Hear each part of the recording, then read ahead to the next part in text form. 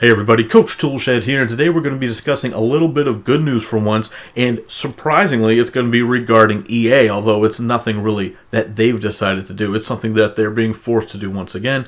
However, if you recall back in September, I did a video discussing EA and the Belgian government and how they had decreed that these gambling loot boxes that all these game publishers try to use in their games were no longer going to be legal in Belgium. They were not going to be allowed to sell this virtual currency for loot boxes because they deemed them to be unregulated gambling.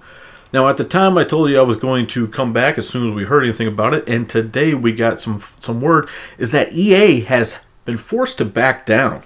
Now, originally we had seen publishers like Take-Two and Activision Blizzard and Valve all remove these loot boxes from their games in Belgium because they were forced to do so by the Belgian government. But EA decided that they were not going to follow the law. They decided that they knew better than Belgium themselves what Belgium's laws were, and so EA decided to not remove the loot boxes, but now they have reversed that decision, and at the end of January 2019, they're going to be removing the option for Belgian players to purchase these loot boxes, especially in FIFA, which is very important because, as I've said multiple times on this channel, FIFA and Madden are the only thing that is keeping EA sitting pretty with all this cash revenue. The other games could fall by the wayside as long as they have FIFA and Madden and the ability to charge for those player packs. That is where EA is making a huge bulk of their money right now.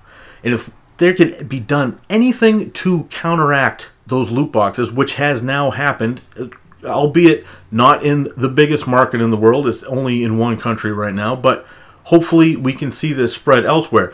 Not that I'm in favor of gigantic government regulations of any kind, because I'm not, but in this case what we have is a basic consumer protection because this is unregulated gambling. I don't care what sort of argument you want to make because you're just going to sound rather foolish if you're going to try to make the argument that what loot boxes are, especially in a game like FIFA, isn't anything more than gambling. Now, EA, of course, had to come out with a public statement in which they apologized to players in Belgium for any inconvenience that this might cause them. Now, the only inconvenience that would actually be occurring for players in Belgium is that they might be at a disadvantage to other people that they try to play with online because without being able to purchase those card packs, they might not be able to keep up with outside players, which is, of course, what EA really wants. And we know that back when NBA 2K removed their loot boxes, their virtual currency card packs out of NBA 2K, 2K asked the people to write the Belgian Gaming Commission to persuade them to beg and plead to get their loot boxes back. Now, of course, that didn't happen because nobody actually wants loot boxes in their games. However, there is a very real consequence, is that players in Belgium now will be at a competitive disadvantage if they don't have the option to buy because, of course, these games are centered around forcing you to buy these card packs if you want to be competitive in an online space. This goes for pretty much any of these sports games, and of course EA finally got some backlash when they tried to push that same pay-to-win mechanic into a first-person shooter in Star Wars Battlefront 2. EA's statement was pretty hilarious though, because in the statement they said, "We seek to bring choice, fairness, value, and fun to our players in all our games." Fairness and value, EA? Is that what you meant when you put up your totally transparent odds, where the highest odds of winning the top tier packs were less than 1%, which, as I've discussed in multiple videos, that can mean literally anything less than 1%. That could be 1 in a trillion chance. And as we saw, the people in the EA live stream when they did the Team of the Year card pack openings a couple weeks ago, which I discussed, you saw people opening thousands of dollars worth of card packs without getting any of those top tier cards. So this notion, EA, just trying to play the martyr here, saying that they were totally transparent by putting their odds out for everyone to see because players want that informed decision. No, EA, how about you give the actual odds, because just saying that something is less than 1% really means nothing at all. But of course EA is just going to try and play the martyr in this situation because that's what all these companies try to do. It's poor us, poor us.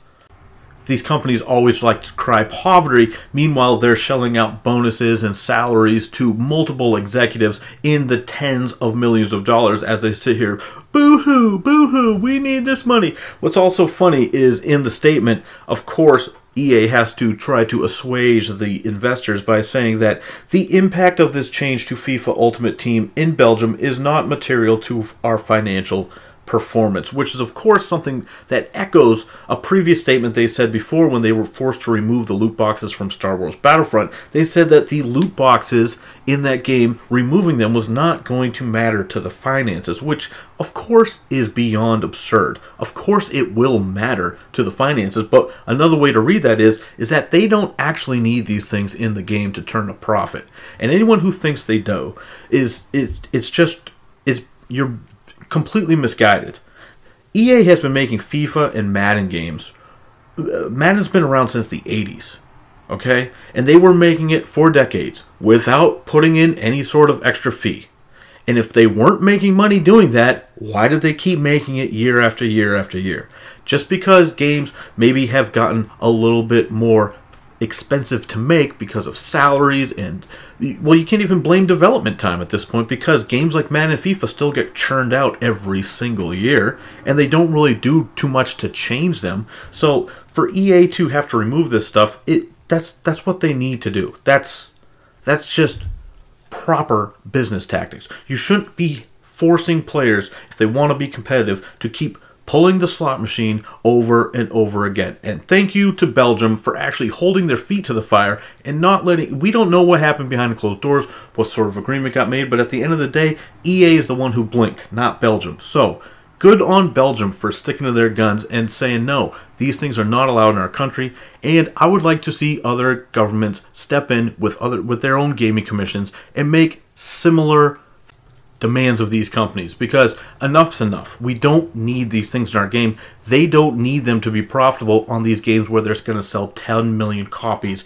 every single year regardless. They do not need to keep forcing these things down our throats. Anyway, that's it from me, Coach Toolshed. Let me know what you guys think down in the comments below. What do you think about this decision by EA? I'm sure not too many people are going to be upset about the removal of loot boxes because, let's just face the facts, nobody wants these things in our games. Nobody at all. Period. So this is good news. I hope to see this spread elsewhere. Let me know what you guys think, though, down in the comments below. Please subscribe if you want to stay in tune with the channel headed forward. And as always, keep it turned to 11.